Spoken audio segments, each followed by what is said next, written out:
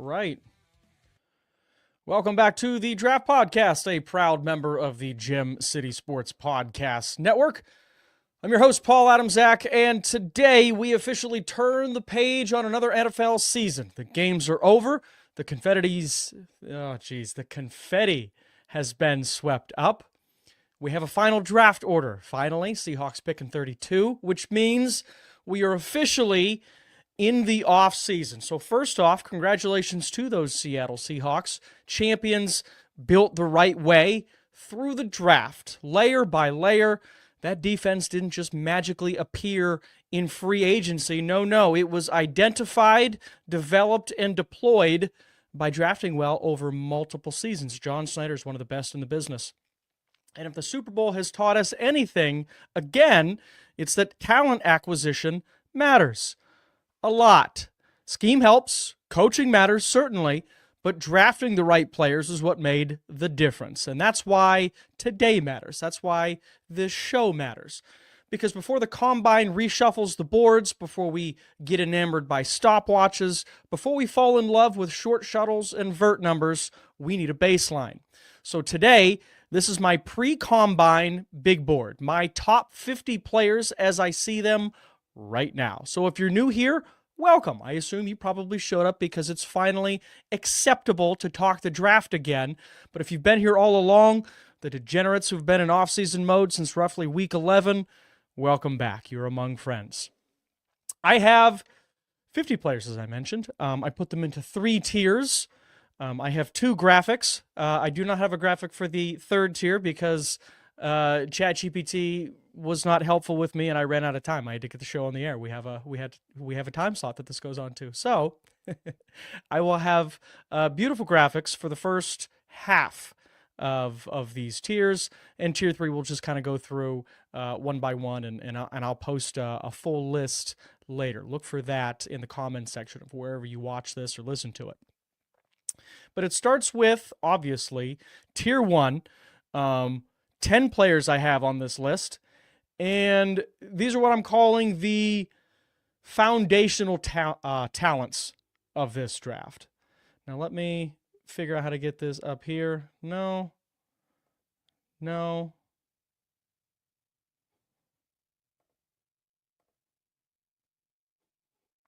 right, we're going to have to go to full screen. I apologize. Take that down. Pull this out. There. Beautiful. Thanks for hanging with me. Foundational talents, tier 1 through 10. Every board that you're going to see this year, mine included, and it will go through the entirety of the off season, barring something absolutely crazy. Every board's going to start with Fernando Mendoza, the quarterback out of Indiana. He's going first overall to the Raiders, unless they get a haul from the Jets or the Browns or some other team who needs a quarterback. But Fernando Mendoza is going to be the number 1 on everybody's board. Trait space, process evaluation, poised, accurate, real command of structure, and timing. He's going to be the number 1 pick. So the real draft starts at number 2. Now, again, this is top 50. This is the board. This is not the draft order.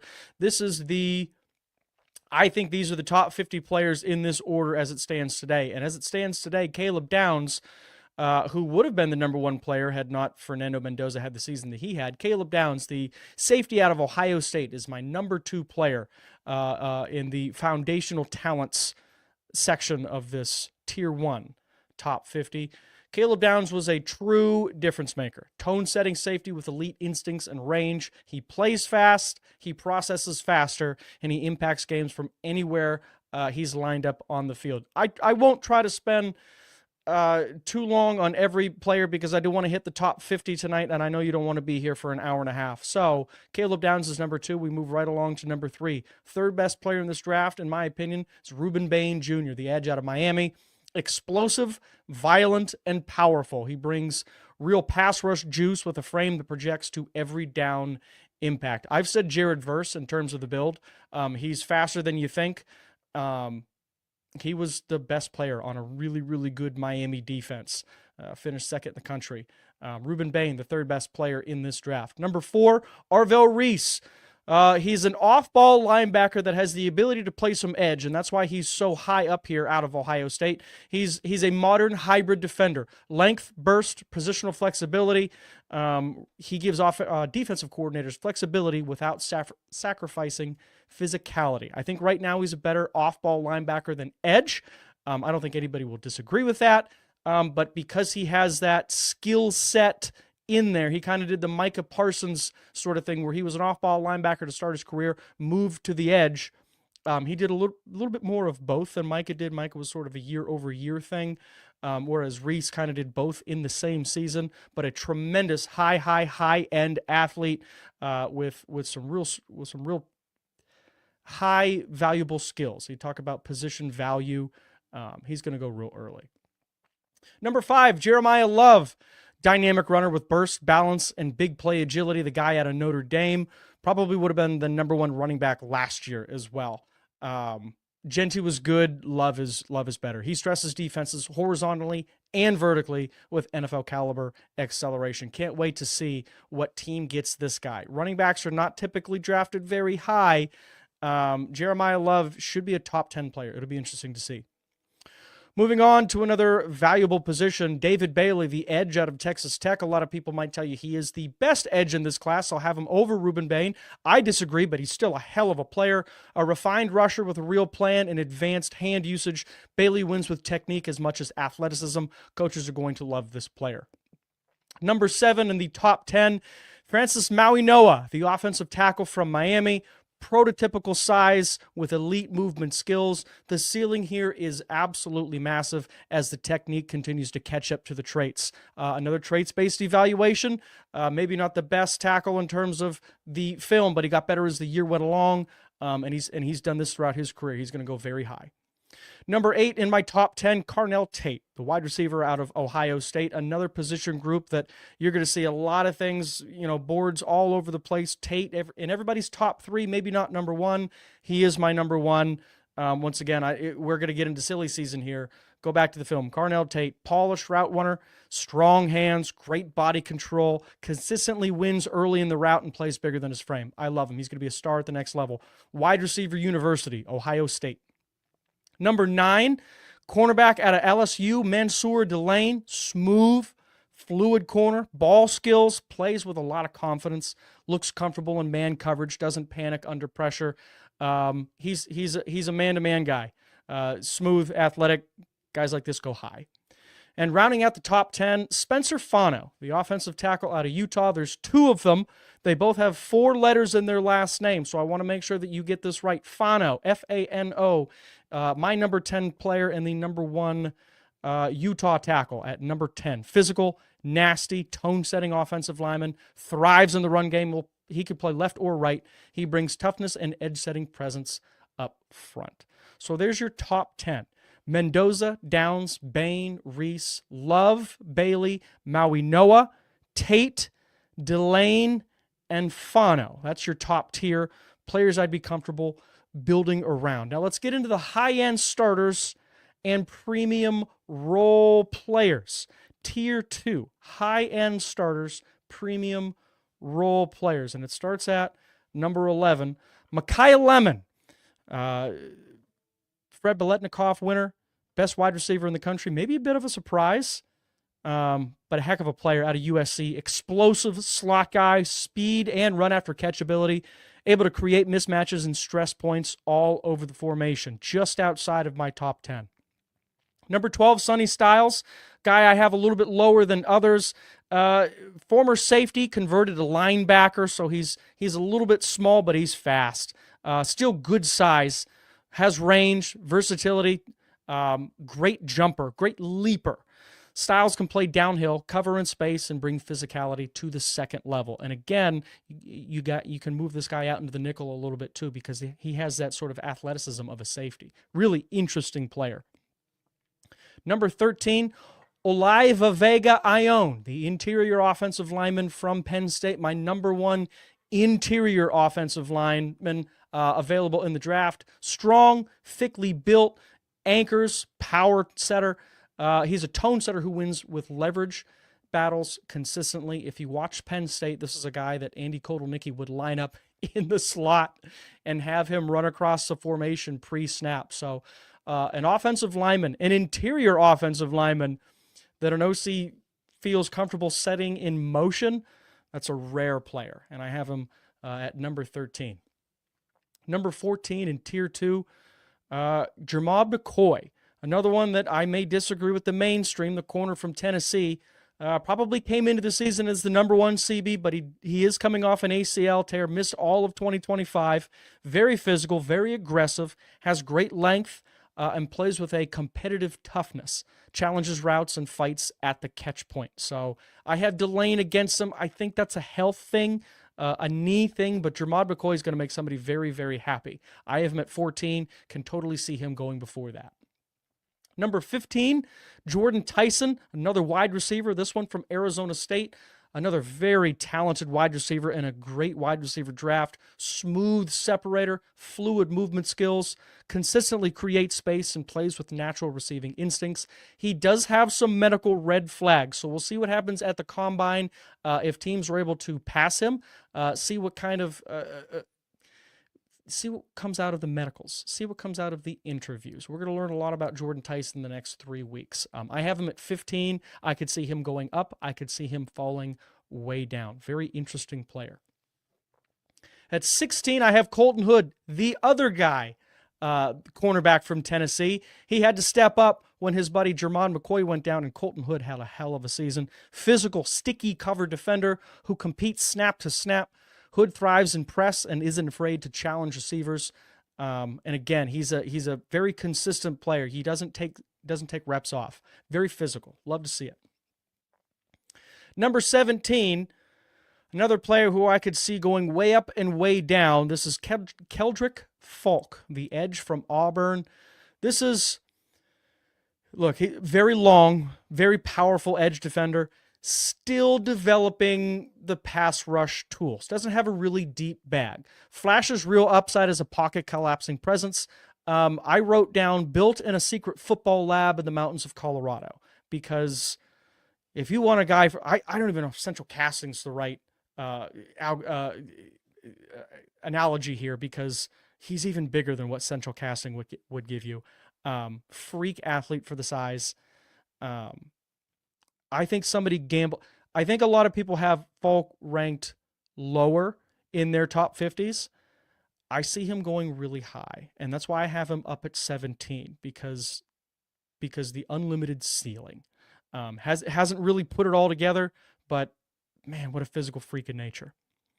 Number 18, another wide receiver, Denzel Boston from Washington. Big-bodied target with strong hands and red zone utility. Does it remind you of David Boston? That's his dad. So if you think David Boston, you just get a younger David Boston. I mean, what else do you need to say? Monster, strong hands, great in the red zone. At number 19, an interior defensive lineman, Peter Woods from Clemson. Rare power athlete, blend inside between the ends. Disruptive versus the run and the pass at a high level. Clemson had a weird year, but Peter Woods still had a nice season on tape. He's going to go high. At number 20, the first tight end in the draft. Not a great tight end draft, but Kenyon Sadiq out of Oregon is going to go high. Very athletic. He is the modern tight end, able to stress linebackers and safeties. He brings mismatch value in today's wide open vertical passing game. I think one of the things that's going to get asked about Sadiq is where he would have rated versus last year's pair of tight ends that both went in the first round. Colston Loveland, who went to Chicago. Tyler Warren, who went to Indianapolis. Both went top 20. I would rate both of those guys ahead of Sadiq, but Sadiq is an athlete in his own right, and I had him rated at 20 overall. Still in Tier 2, an off-ball linebacker, C.J. Allen from Georgia. Fast, very aggressive, flows well, sideline-to-sideline player, always plays with a sense of urgency and violent intentions. C.J. Allen going to make some team very happy. At number 22, we're starting to get interesting. Small school here. Emmanuel McNeil Warren, a safety out of Toledo. I have him at 22. Big, very versatile, Real production, go back, look at the numbers, brings size, tackling ability, and positional flexibility. Obviously completed in the MAC at Toledo. I think just, again, the physical presence that he brings. Safety is not a high value position, but you're drafting a guy in April. I can see him going late first round, early second round. But once you get to the fall, kind of the numbers fall away and you have a starting safety who's going to play for a long time. Number 23 still in tier 2, and we're at the bottom of my graphic that the numbers are starting to get like covered up, so don't worry about it. Number 23, Akeem Mesidor, the edge from Miami. A lot of positional flexibility here. This could be a third down interior pass rusher, but he can also obviously play on the edge. Explosive burst, a great bend and flexibility. Hard to find at his size. He's another one that's going to be. We're going to see what happens with him at Indianapolis, how he actually tests. But scouts are all over the place on him. I have him at 23. I think as a first-round talent, I could see him going even higher if he tests out of this world in Indianapolis. Still in Tier 2 at number 24, Cassius Howell. We're talking about that ferocious Texas A&M defense, one of the edges. High motor, quick hands. He's an effort-based winner, consistently pressures quarterbacks through persistence. He gets off the first block, you got to hit him with the second guy. He gets off the second guy, you can get chip with the third guy. His tape is full of just speed and effort, and I have him inside my top 25. And finally, rounding out the top 25, staying in the state of Texas, defensive tackle from Texas Tech, Lee Hunter. Powerful interior defender, reliable, strong, hard to move, and one of the guys that really won in Mobile at the Senior Bowl a couple of weeks ago. He was one of the 2 best defensive players in the game. I thought he did himself a great favor. He probably jumped 25 to 30 spots. I think he is solidly in the first round. I have him in the top 25. I think he's that good. So that's Tier 2. I wanted to break here because I think at this point, and Lee Hunter is the line for me. That's where I wrote this. I almost drew it at 24, but I go, no, let's round it up because I know what Lee Hunter is. I saw it, I believe it. 25 players in this draft where I feel like you come away with solid starters. Those guys are starters. They'll compete for jobs, but I think they all win regardless of where they get drafted, just about. Teams picking in the top 25. After this, 26 through 50 is where you start seeing positional value versus player ranking, the tension. So, again, this is my top 50. This is my big board pre-combine. So you might see some of these guys might not go this early, but they belong here because of the kind of football player they are, right? Like I said, I'm not really trying to get positional value here. I'm trying to rank the football player. Okay? So do you want me to, yeah. I'll go through 11 through 25 just so I'll just go down. So Mendoza's at the top. Caleb Downs, Reuben Bain, Arvell Reese, Jeremiah Love, David Bailey, Francis Mauinoa, Carnell Tate, Mansour Delane, Spencer Fano. That's 10. Micaiah Lemon, Sonny Styles, Olaiva Vega Ione, we'll just call him Vega, guard at 13.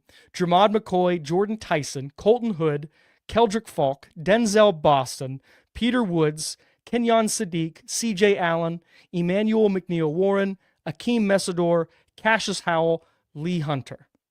That's your 25. Now we get to 26. And this is where I have Tier 3, upside and value. Okay? So 26, actually, that's kind of weird. All right. 26 is Monroe Freeling. This is where we start to get into the deep tackle class, and I'm going to try to rank these, who I have as the best tackles from here on out.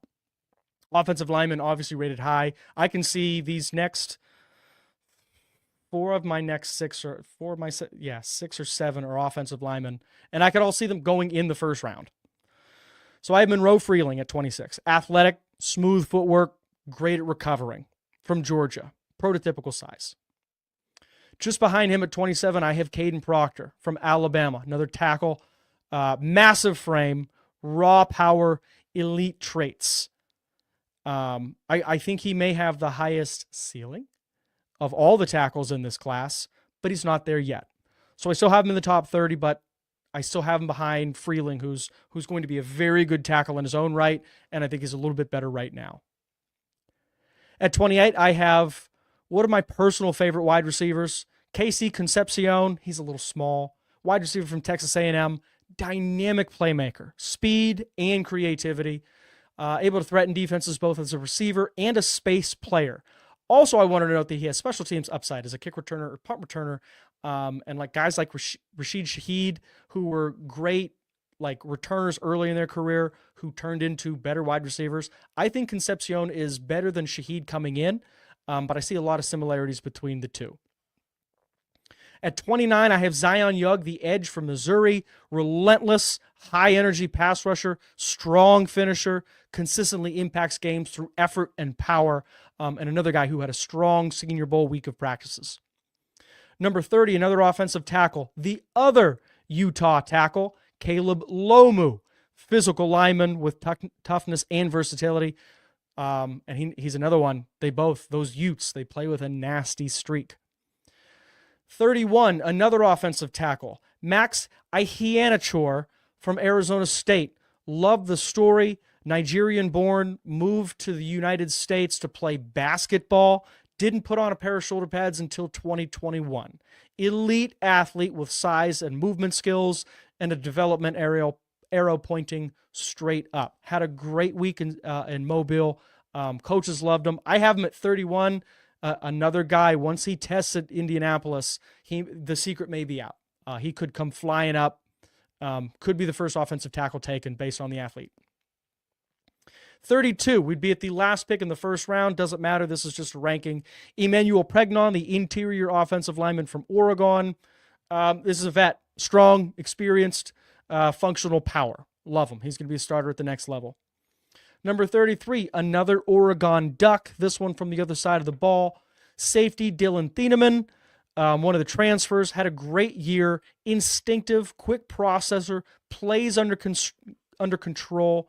They lined him up at a lot of different places, and a lot of that defense revolved around where he was when he lined up. So Oregon able to do a lot of things, on, especially in that rework secondary, and Dylan Thieneman was a good part of that.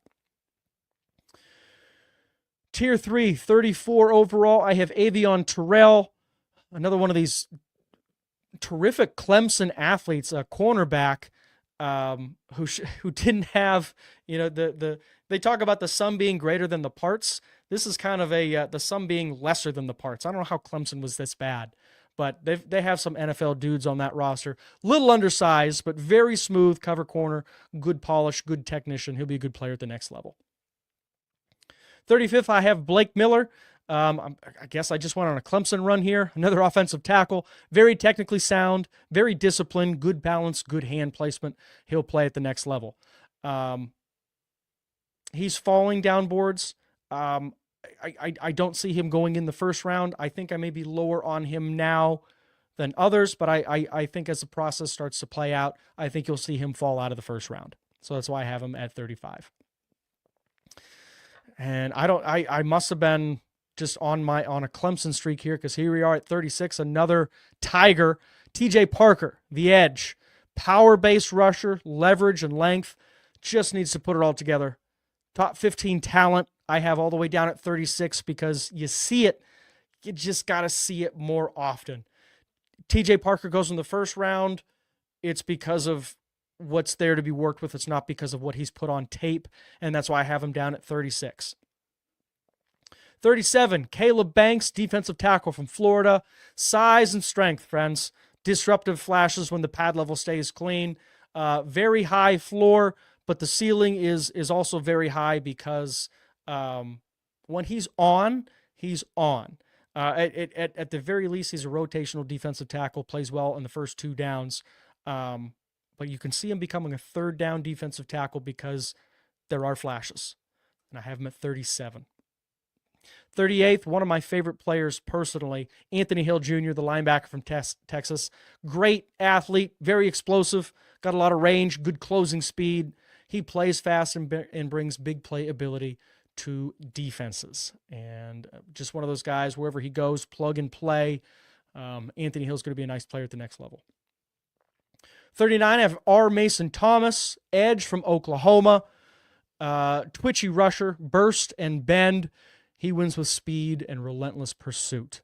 Another edge defender, strong class. At 40, I'm at Christian Miller, interior defensive lineman from Georgia. 1-3-5 technique, stout interior presence who can eat some space. This is a 2-gapper. Christian Miller. 41, Antonio Williams, another Clemson Tiger, wide receiver, smooth athlete, reliable target, good route runner, very nuanced route runner, consistently finds soft spots in zone coverage. He'll become a safety blanket for a very lucky quarterback, probably in round 2 in a couple of months. At 42, I have Caden McDonald, defensive tackle from Ohio State. Thick-built interior defensive lineman that wins with pure strength and leverage. Not a whole lot of pass rush, but he brings physicality and rotational value, and he looks the part. This is essential casting player. Hey, we need somebody to play a defensive tackle. Caden McDonald fits the bill. Looks great in a set of shoulder pads. 43, we're getting down there in tier 3, and we're getting to some of my dudes. All right, these are my guys. We're getting into out of the big names and into guys I just believe in. They're going to be really good football players at the next level. And what better way to introduce Gettings Dunker, the offensive lineman from Iowa. Tough. He's versatile. He was an offensive tackle in college. He's probably a guard in the NFL. I think he'll get an opportunity to work at tackle. He looked pretty good at the Senior Bowl, but he's a guard at worst. Dependable player. Competitive spirit is what I wrote here. He got in a couple of fights in practice in Mobile with a couple of different linemen, or defensive linemen. It wasn't just one guy who they were chirping and things kind of got out of hand at the end of the day. I think there were a couple of days where he was starting stuff with multiple guys. He doesn't care. He's a bully. He's mean, and of course he has that glorious mullet. Iowa offensive lineman. If you're a gambling man, bet heavy. Gettings Dunker, 43rd overall. At 44, I have Zachariah Branch, wide receiver from Georgia.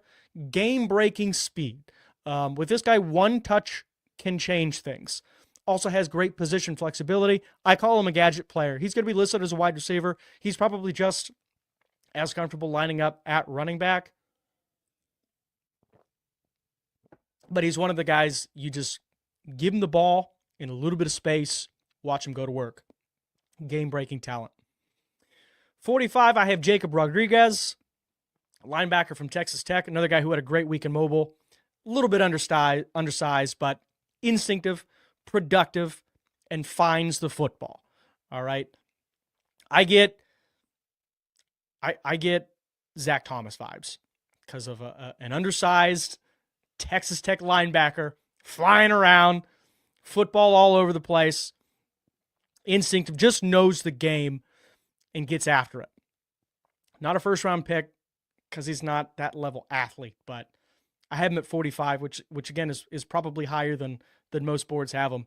Be a hell of a football player. 46. Pardon me, tickle in the throat. Go back to the offensive side of the football. Interior offensive lineman from Texas A&M, Chase Basantes. Strong hands. Interior power player.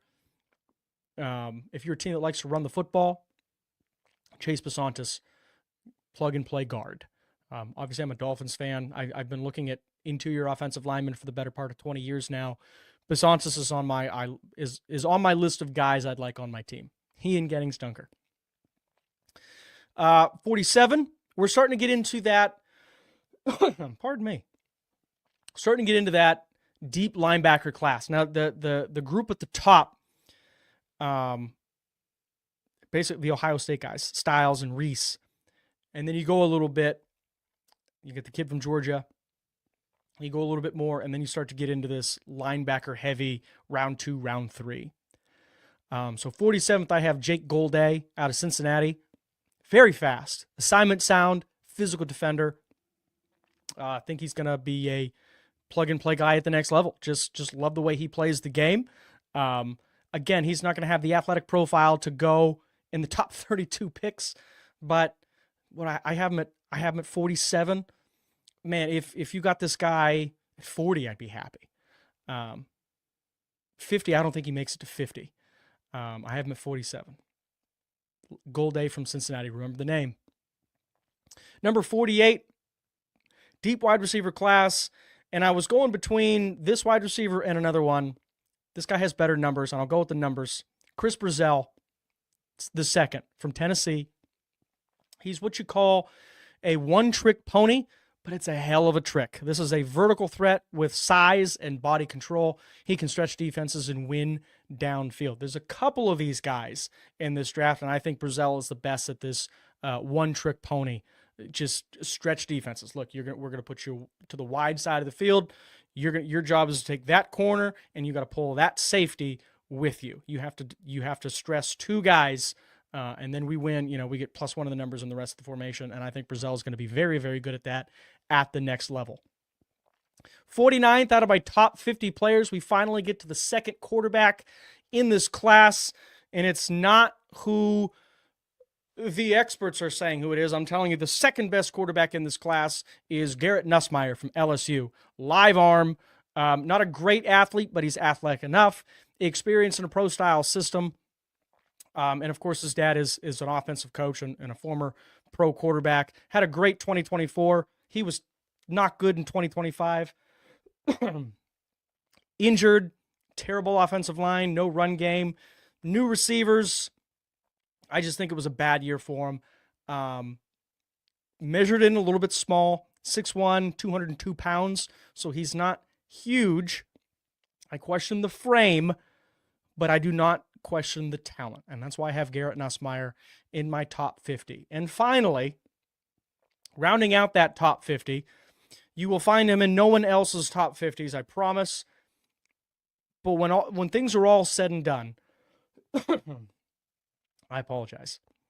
I think this is one of the best football players to come out of this, that will come out of this draft. And that's the linebacker from Pitt, Kyle Lewis. High motor player. Range, toughness. This is a Western Pennsylvania football player. Flies to the football, brings high energy every snap. And I think when he measured it at Mobile, he measured it at 227. So that's about 10 pounds heavier than I was anticipating. The knock on him is going to be size. I don't care. This is a modern linebacker. Linebackers under 230 pounds used to be the anomaly. Now they're kind of the norm. Great football player. And I can't wait to see. He's a guy that if he gets picked for my team, second, third round, I can see it falling to the fourth because sometimes GMs overthink this. Kyle Lewis is going to be a football player in the next level. So that's it. That's my top 50. Now, again, I will release the full list of 50 in the comments of wherever you get it. But that's going to do it for this episode of the Draft Podcast. If you've got thoughts on the board, disagreements, questions, sleepers I'm too low on or too high on, let me hear it. Drop your comments on the Gem City Sports Facebook page, the YouTube channel, or wherever you're listening. You can find the show on Spotify, and you can follow me on X at RufusP88. Quick programming note, no episode next week. I'll be on dad duty with my 4-month-old, and frankly, that's a scouting assignment I'm not skipping. But we'll be back the following week with a full Indianapolis Scouting Combine Primer, what actually matters, what absolutely does not, and how this thing reshapes boards every single year, for the better and for the worse. You won't want to miss that one.